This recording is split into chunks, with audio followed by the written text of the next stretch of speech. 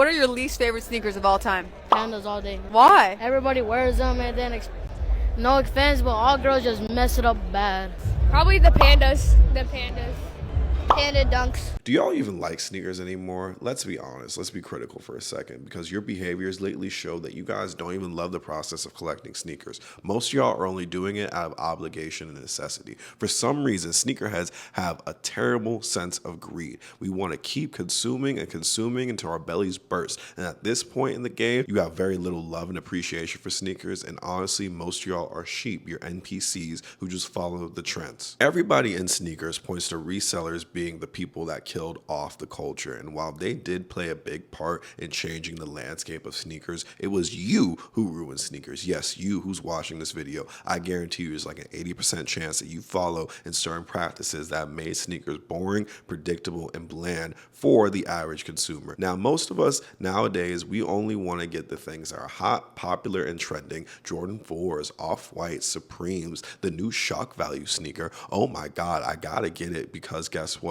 I have to be the first person on Instagram with a Gotham screen. I gotta be the first person on TikTok to make a fit. We have become an achievement-based culture. We just want to unlock that new trophy on the Xbox 360 screen to gain points and move on to the next thing. Nobody cares about sneakers the way they did a couple of years ago, and it's sad. Yes, sneaker resellers have made it incredibly difficult to obtain sneakers, but ultimately at the end of the day, I feel like the emotional connection to sneakers has dissipated. They have become objects, just plain objects that collect dust in the closet, and they mean nothing to people anymore. First of all, the sneaker game has become more of a casino. It's a lottery. For a lot of people, we have a gambling addiction. We go on the sneakers app to try to get sneakers and have that validation hole filled when we see that Gotham screen. Do you know how easy it is for somebody to pull up their app store, download the app, and simply enter into the raffle? There's no barrier entry to getting sneakers nowadays, guys. For the most part, if you have a phone with internet connection and a credit card, boom, you're good to go. So what's the problem with this? A lot of people end up going after sneakers they don't even like, they don't care about. They're just testing their chances of seeing if they can get lucky or not.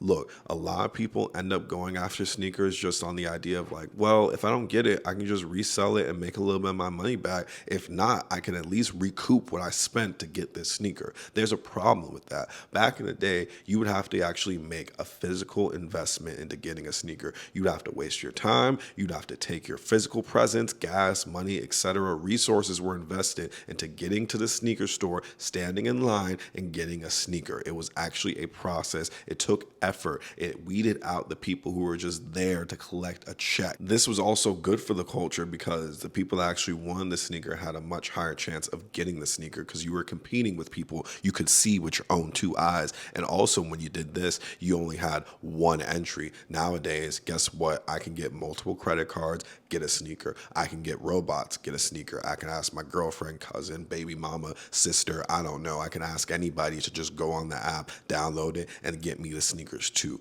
Nowadays, this is really a game of stocks. It's a game of the lottery. It's just a game of chips. It's who can get the luckiest chance of getting a sneaker. And yes, you know what? You could say it's Nike. You could say it's Adidas. You could say it's the brands that cause us to do these things. But guess what? That's not true. It's you. Because at the end of the day, the brands are only responding to what gets them paid and what gets their sneakers sold. Do you think Nike cares that you can't get a Jordan 4 for retail? The only thing they're concerned about is if they're able to sell all their sneakers. If they're able to break the inventory and sell the whole entire inventory, they don't care what happens at the end of the day. Look, there were 1 million pairs of the Jordan 4 Industrial Blue. 1 million pairs. Back in 2016, 2017, hell, even after the post-pandemic era, they would not do something like this. You want to know why? Because there wasn't a guarantee that every single sneaker would sell. But nowadays, with the amount of people who are so hungry for a sneaker, who have taken so many L's on a sneaker, they will take whatever they can get. And now Nike's able to push 1 million pairs of sneakers off. And guess what? There will still be people who take L's and who decide to go pay resell. How do I know this? Look at the Panda Dunk. Those things were released over and over and over again. They are the most hated sneaker of all time, according to these Got Soul videos. But obviously that is not the case because y'all keep buying them.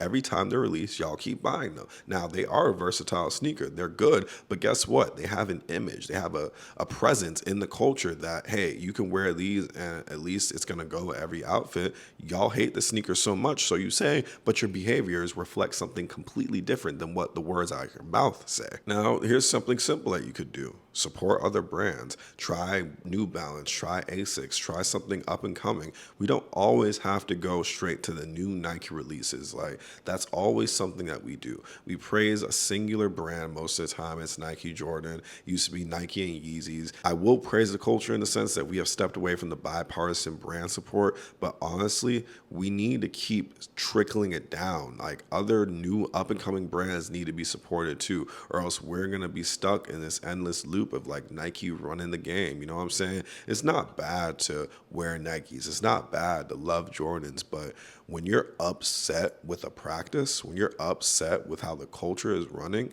you have to take your money out of it. You know what I mean? This is why you see so many people moving towards reps. Like, this is why there has been this counterculture, because nowadays people have realized, like, hey, it's just about the look of a sneaker. I don't have to actually spend money and support these practices. I could just do what I want with my money and still get what I want. You know, if it were fair and even, I do believe people will still be wearing reps to a degree, yes, but you wouldn't see it in such high numbers because a lot of people will be able to wear sneakers and get sneakers for a fair and equitable price and a fair and equitable practice. Sneakers are getting more and more expensive as time goes on. These practices raise the prices of sneakers. It's our consumerism that does this, people. Sometimes you don't need to have every single sneaker in your closet. And this breeds into my next point, that hype sneakers are getting oversaturated. What are most sneaker releases looking like nowadays? Jordan 1s and Jordan 4s. New Balance is starting to pop off, I'll admit, but for the most part, when you look at the 2024-2025 release calendar, it's just variations of different colorways of Jordan 1s and Jordan 4s. This is boring. I'm going to be real. Nowadays, it just feels like they're just trying different color patterns out, like Power Rangers. Can I do red and black? Can I do gray and white? Can I do blue and white? It's boring. It's basic. It gets redundant. You know what I mean? Like, they're not really trying to push the envelope forward and innovate for a lot of these brands. Like, it's so crazy that sneakers nowadays, the releases have become so mundane that a lot of people are starting to look at what 2025 is offering. I'm not going to be surprised if people start talking about 2026, 2030. Like, look at what has released in the past instead of always looking for the next sneaker in the future. I'm sure there's some older model from the past that you may be interested in. There are a lot of good sneakers that released in the past couple of years that you could say, like, hey, instead of getting this new brand new sneaker, maybe I can go get something used. You know what I'm saying? Something older from the past, instead of always trying your luck in the lottery, trying your luck at what's trending, trying your luck at what's hot. And I get it. Fashion is dictated by trends. Fashion is dictated by wearing what's cool and what's acceptable, because ultimately at the end of the day, fashion is a reflection of what culture is. But you don't always have to go with what's trending. You don't always have to go with what's hot. You can always look at the past and get retro models from the past, move to older decades of fashion, instead of always trying to hit what's new and what's popping. Because nowadays, like I said, the companies see that they can get away with releasing the same thing over and over again, and everybody's just going to eat it up mindlessly. And you know what's another trend that I noticed in the sneaker community? The fear. The fear of wearing your sneakers. Isn't that crazy? That's like owning a house and being afraid to live in it. Why is this the case? Because people protect monetary value. People rather have monetary value than fashion value. Wearability does not exist in sneakers anymore. It's all about how much money is a sneaker worth. Look at this, for example. We have so many people with quote-unquote grails in their collection that sit and collect dust in their closet. They never wear it. They never do anything with it. They just let it sit there. And I don't understand that practice. I thought the point of owning sneakers was to wear them, to create fits with them. But nowadays, it's just a validation sticker. And I'm going to be real. Most sneakerheads do not know how to dress. That is a fact. Most people rely on their sneakers to just complete a fit. Like, most of y'all are designer babies. The only way you know how to dress is to have really expensive shoes with designer clothing brands, and you don't even know how to put a simple fit together at all. Like, learn some color coordination. A lot of y'all think just because you pulled off the off-white Jordan 4s that whatever you wear on your pants and on your top is just going to work. That is not the case, buddy. You need to take some time and just learn how to pull off basic monochromatic fits. Shock value has become the new form of fashion, and that is not gonna work anymore. And a lot of this is a result of us not being critical of anything. You know, sneaker culture is very interesting. I made a video about how sometimes we can be hypocritical. One of the most hypocritical things that we do is that we praise every single sneaker. Like, there's never any critical talk about, you know what,